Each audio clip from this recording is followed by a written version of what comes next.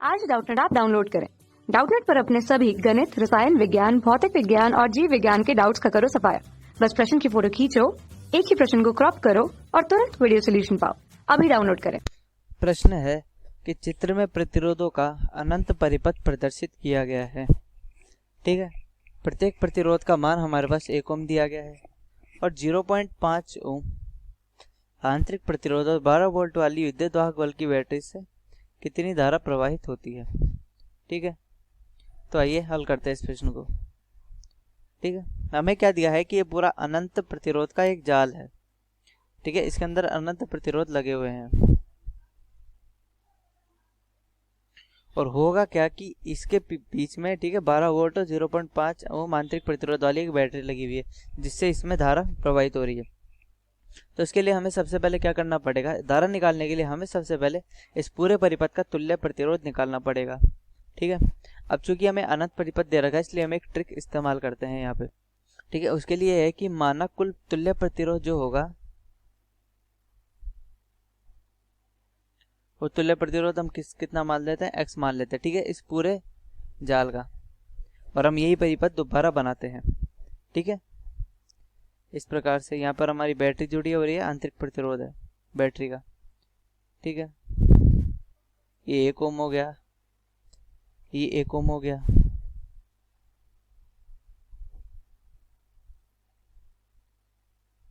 ठीक है, इस प्रकार से हो गया। अब अगर हम इसके बाद इन दोनों बिंदुओं को ध्यान से देखें, ठीक है, तो क्या ये दोनों बिंदु इन दोनों बिंदुओं की तरह नहीं लगते? कहने का अर्थ ये है कि ये एक अनंत प्रतिरोध का पूरा जाल है और अगर इसमें स्टार्टिंग के ये पॉइंट्स हटा दिए जाए और इन दोनों पॉइंट की बात की जाए कि ए और बी की हम बात करते हैं, तो ए और बी से हम देखें तो तब भी ये हमारा अनंत जाल का ही प्रतिरोध, मतलब जो प्रतिरोध, अनंत प्रतिरोध का हमारे पास ये जाल हुआ। ठीक है, ये दोनों अगर सी डी बिंदु है तो सी डी बिंदु से ये अनंत प्रतिरोध का जाल है। वैसे ही ए बी बिंदु से भी ये अनंत प्रतिरोध का ही जाल हुआ। तो इस स्थिति में हम क्या करते हैं कि जो ए और बी, मतलब ए बी के बीच का जो तुल्य प्रतिरोध है उसी को सी डी के बीच के तुल्य प्रतिरोध के बराबर कर देते हैं, क्योंकि दोनों ही अनंत प्रतिरोध के जाल है। तो ए बी के बीच का तुल्य प्रतिरोध हम क्या मान लेते हैं, x मान लेते हैं। ठीक है, क्योंकि हमने सी डी के बीच का तुल्य प्रतिरोध x के बराबर लिया था।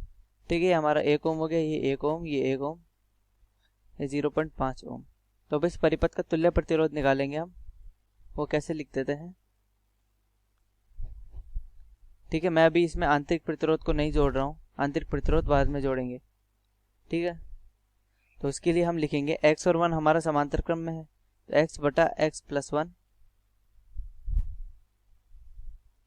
ठीक है, प्लस 1 और ये इसको किसके बराबर रख दिया हमने, x के बराबर। ठीक है, जैसा कि हम कह सकते हैं कि ए व बीच का तुल्य प्रतिरोध सी और डी के बीच के तुल्य प्रतिरोध के बराबर है। ठीक है, तो इसी प्रकार से हमने ये परिपथ बनाया और यहाँ तक का तुल्य प्रतिरोध लिखा और इसको वापस x के बराबर रख दिया। तो x प्लस 2 x प्लस 1 बराबर x प्लस 1। ठीक है, पक्षांतरण कर दिया तो x प्लस 2x प्लस 2 बराबर x स्क्वायर प्लस x से काट दिया तो x square minus 2x minus 2 बराबर 0 हो गया। ठीक है, अब हम क्या करते हैं, अब हम सूत्र लिखते हैं x ज्ञात करने के लिए। उसके लिए लिखेंगे माइनस b यानी कि 2 प्लस माइनस बी स्क्वायर यानी कि 4 माइनस 4 गुणा 1 गुणा, और ये हमारे पास 2। ठीक है, तो ये 2 हो गया माइनस का 2, और माइनस का 2 होगा तो ये हमारा किसका हो जाएगा, प्लस का हो जाएगा, बटा 2। ठीक है, यहाँ से हम क्या करते हैं, 4 कॉमन ले लेते हैं, तो x बराबर 2 प्लस माइनस 4 कॉमन लिया तो ये 2 आ जाएगा, और ये 1 प्लस 2 के बराबर हमारा हो जाएगा, तो 2। x बराबर 1 plus under root 3, x minus 1 plus, मतलब x बराबर 1 माइनस अंडर रूट 3। अभी तक हम देख सकते हैं कि 1 माइनस अंडर रूट 3 हमारा कैसे ऋणात्मक नंबर है, क्योंकि अंडर रूट 3 का मान होता है 1.732 के बराबर।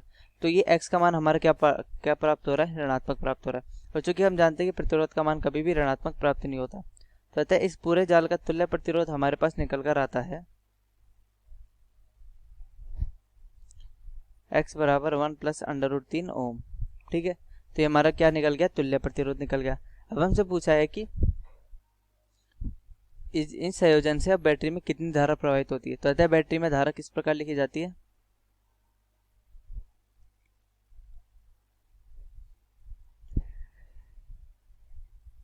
बैटरी में धारा आई ई बटा एक्स प्लस आर के बराबर। ठीक है, तो आई बराबर 12 बटा ये क्या होगा हमारा 0.5 प्लस 1 प्लस √3। तो आई बराबर हमारे पास प्राप्त होगा 12 बटा 1.5 प्लस √3 के। ठीक है, अब हम चाहे तो इस तरीके से भी मान लिख सकते हैं, ये हमारा एम्पियर में हो गया, या फिर हम चाहे तो इसका परिमेयकरण कर सकते हैं, यानी कि 12 बटा, ठीक है, इसको हम क्या लिखते हैं √3 प्लस 1.5, क्योंकि हम जानते हैं कि हमारा √3 बड़ा है, और परिमेयकरण करने के लिए हम √3 माइनस 1.5 बटा √3 माइनस 1.5 लिख देते हैं। तो आई बराबर 12 √3 माइनस 1.5, ये हमारा गया 3 माइनस 2.25। तो आई बराबर 12 √3 माइनस 15 बटा 0.75। ठीक है, ये ऊपर गया तो ये 4 हो गया, ये 3 हो गया, और ये 4 से कटा, तो आई बराबर 16 √3 माइनस 1.5 ओम, माफ कीजिएगा एम्पियर। तो अतः हमारे इस प्रश्न का ये उत्तर भी सही है 12 बट्टा 1.5 प्लस √3 ओम, या फिर ये भी सही है। ठीक है, ये दोनों उत्तर हमारे सही है, और इस प्रकार हमारा प्रश्न हल हुआ। कक्षा 6 से 12वीं से लेकर नीट, IIT, JEE वो एडवांस के लेवल तक 1 करोड़ से ज्यादा छात्रों का भरोसा। आज ही डाउनलोड करें डाउटनेट ऐप या व्हाट्सएप करें अपने सारे डाउट्स 8400 400 400 पर।